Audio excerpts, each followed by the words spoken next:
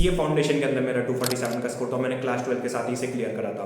Board exam खत्म होते ही 20 days के अंदर मेरा सीए फाउंडेशन का एग्जाम आ गया था और फिर भी मैंने फर्स्ट अटेम्प्ट में 247 के साथ इसे क्लियर करा था। ऐसा नहीं था कि मैं कोई टॉपर था, मैं भी तुम्हारी तरह बैक बेंचर ही था, पूरे टाइम इंस्टाग्राम चलाना और बहुत ज़्यादा टाइम वेस्ट करना, बट स्टिल मैंने ऐसा स्कोर करा था। कैसे? मेरे को पता है ऐसे कौन कौन से इंपॉर्टेंट टॉपिक्स है, ऐसे कौन कौन से इंपॉर्टेंट चैप्टर्स है और किस वे में तुम्हारे को पढ़ाई करनी है, जैसे तुम बहुत ही कम समय के अंदर काफ़ी ज़्यादा प्रोडक्टिविटी रखकर काफ़ी ज़्यादा अच्छा स्कोर कर सकते हो। तो सारी चीज़ें मैं इस वीडियो बताने वाला हूँ। वीडियो को लाइक कर देना और चैनल को सब्सक्राइब कर देना। स्टार्ट करते हैं। बोर्ड एग्जाम्स भी खत्म हो चुके हैं और तुमने डिसाइड कर लिया कि तुम्हारे को फाउंडेशन करना है। फाउंडेशन के अंदर पासिंग परसेंटेज रहता है 15%, मतलब अगर 100 स्टूडेंट एग्जाम देते तो सिर्फ 15% बच्चे पास होते हैं, 15 स्टूडेंट्स पास होते हैं। अगर तुम्हारे को उस 15% में 15 स्टूडेंट्स में आना है तो मैं तुम्हारे को एक प्लेटफॉर्म के बारे में बताना चाहूँगा, डेट इज सीए वाला। बात करें इनके सीए फाउंडेशन के रिजल्ट के बारे में, पिछले अटेम्प्ट के अंदर इनके सीए फाउंडेशन के अंदर 358, 355, 352 आउट ऑफ 400 और काफ़ी स्टूडेंट्स के 300 प्लस स्कोर आए थे। मतलब इनकी टीचिंग मैथोलॉजी काफ़ी अच्छी है। अगर तुम लोग सितंबर में फर्स्ट अटेम्प्ट देने जा रहे हो तुम्हारा सीए फाउंडेशन का, तो तुम्हारे को इनका संपूर्ण बैच बिल्कुल ज्वाइन करना चाहिए।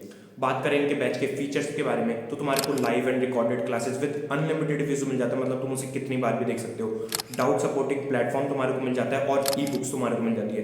पर अगर तुम प्रो बैच लेते हो तो हार्ड कॉपी मिल जाएगी सारे सब्जेक्ट्स की। उसके बाद तुम्हारे को सब्जेक्टिव टेस्ट सीरीज मिल जाएगी विद इवेल्युएशन और तुम्हारे को मिल जाएगा access to all the upcoming batches. Link मैं तुम्हारे को सारी लिंक डिस्क्रिप्शन में दे दूंगा और मेरा कूपन कोड RAG200 यूज़ करना है ताकि तुम्हारे को 200 रुपीज़ का ऑफ भी मिल जाए। बेस्ट रहेगा, बिल्कुल रजिस्टर करना। अब बात करते हैं अपन लोग वीडियो के बारे में। सबसे पहले मैं तुम्हारे को सारे इंपॉर्टेंट चैप्टर्स टॉपिक्स बताते तो साथ में मॉड्यूल जरूर खोल लेना, जो मैं बोल रहा हूँ उसको हैंड टू हैंड मार्क करते जाओ। अगर तुम नॉर्मली ऐसे वीडियो देखने आओ कोई मतलब नहीं निकलेगा। और उसके बाद मैं तुम्हारे को बताऊंगा कैसे तुम्हारे को पढ़ाई करनी है, कैसा माइंडसेट रखना है, जैसे तुम कम समय के अंदर काफ़ी अच्छे।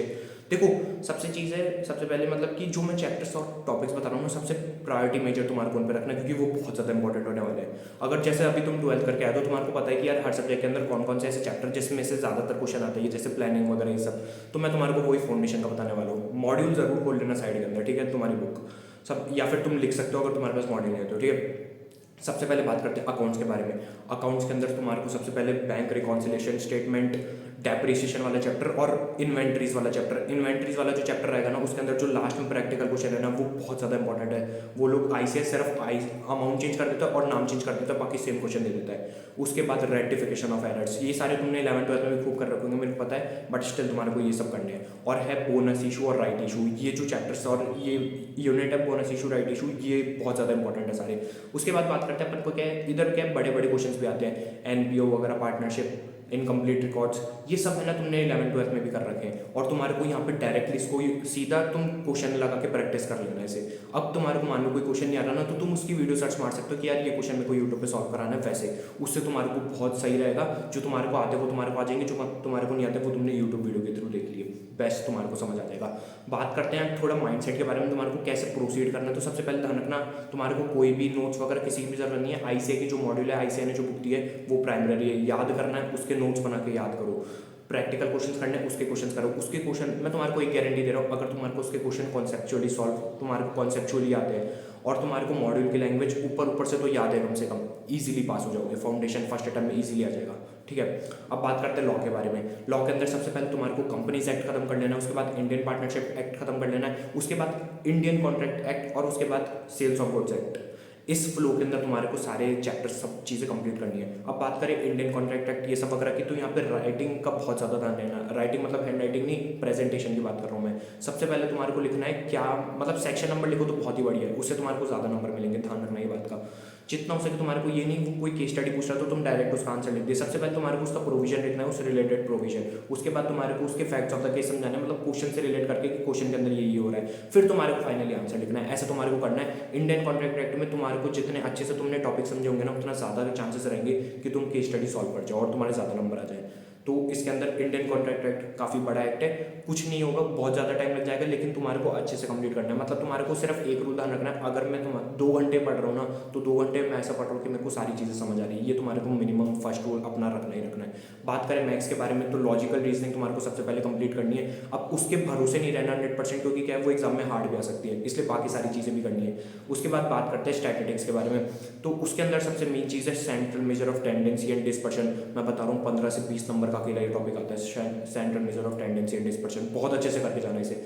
कुछ भी नहीं आता ना मैथ्स के अंदर, मैथ्स स्टूडेंट नहीं थे तो भी कोई डरने की बात नहीं है, तुम नॉर्मली यूट्यूब पे सर्च मार के खूब वीडियोस तुम्हारे को मिल जाएगी। बाकी तुम पीडब्ल्यू का भी ज्वाइन कर सकते हो, बहुत बढ़िया रहेगा, ठीक है। उसके बाद है कोरिलेशन, रिग्रेशन और इंडेक्स नंबर। मार्क जरूर करना इनको या फिर लिख लेना कहीं, वरना ऊपर से देख रहे हो तुम वीडियो सुन के मजे ले रहे हो तो कोई मतलब नहीं निकले वाला, ठीक है। ये सारे स्टैट्स के अंदर रहेंगे। अब है बिजनेस मैथ्स के अंदर तुम्हारा चैप्टर 4 रहेगा, फाइनेंस फॉर मैथमेटिक्स, मतलब time value of money basically उसका नाम था पहले, मेन वही है। उसके अंदर तुम्हारे को एडिशनल क्वेश्चन भी करने हैं, बाकी तुम किसी चैप्टर में नहीं करो वो कोई दिक्कत नहीं, लेकिन उसके अंदर जरूर करने, ठीक है। उसके बाद है अपना APGP, बहुत ज़्यादा ईजी, बहुत ज़्यादा जरूर करना है ये। और उसके बाद है सेट्स, रिलेशन एंड फंक्शन। ये सारे टॉपिक तुम्हारे को मैथ्स के अंदर जरूर से जरूर करने हैं, सारे चैप्टर ये वाले जरूर करने हैं। इक्वेशंस वगैरह तो यार तुमने बहुत ईजी है, वो तो तुम्हारे को पहले से भी तुमने खूब बार पढ़ रखी होगी। सबसे प्रायोरिटी बेसिस पर तुम्हारे को यही चैप्टर सारे पढ़ने और रिविजन भी कर रहे हो तो सबसे पहले यही करना है। अब बात करते हैं इकोनॉमिक्स के बारे में।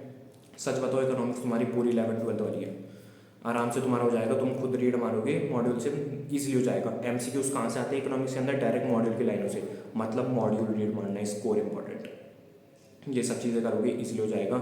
कमेंट्स के अंदर कितना तुम स्कोर करना चाहते हो हर सब्जेक्ट के अंदर, फाउंडेशन के अंदर, टोटल में ये जरूर लिख के जाना है। मैनिफेस्टेशन होता है, जितना लिखोगे सबकॉन्शियस माइंड तक उतना ही जाएगा और उतने ही नंबर आएंगे। बाकी तुम्हारे को कोई भी डाउट हो तुम कमेंट कर सकते हो। तो यही था इस वीडियो के अंदर।